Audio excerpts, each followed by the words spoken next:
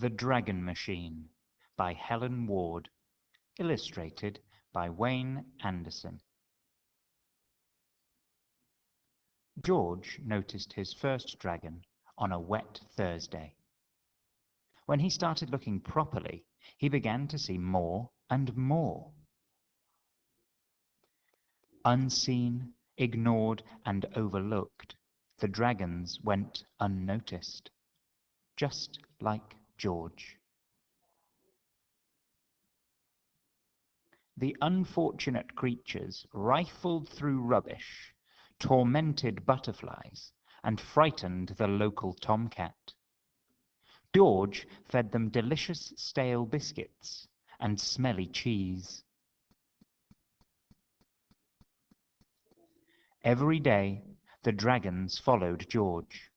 George spent more and more of his time cleaning up muddy footprints, tidying untidiness, and saying sorry for breaking things he had not broken.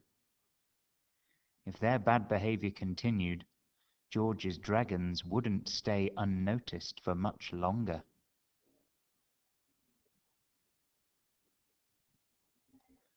One dreary morning, George began to draw plans for a machine.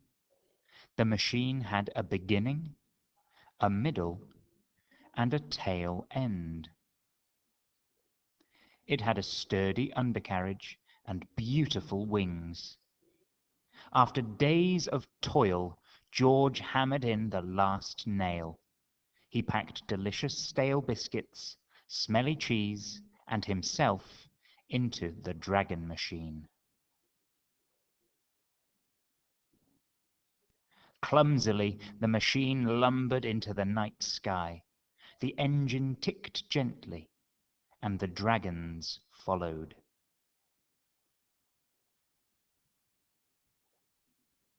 The machine clicked and whirred as it flew over the sleeping town. It rattled and clunked over the moonlit fields and woods. The dragons followed.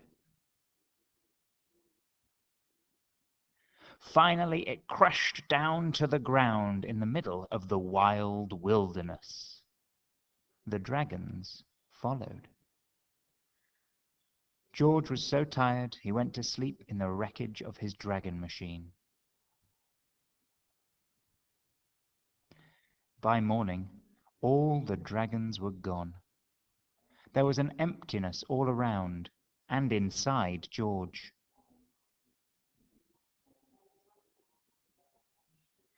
Back at home, people were worried. Where was George? First, they searched the town. After that, they searched the fields.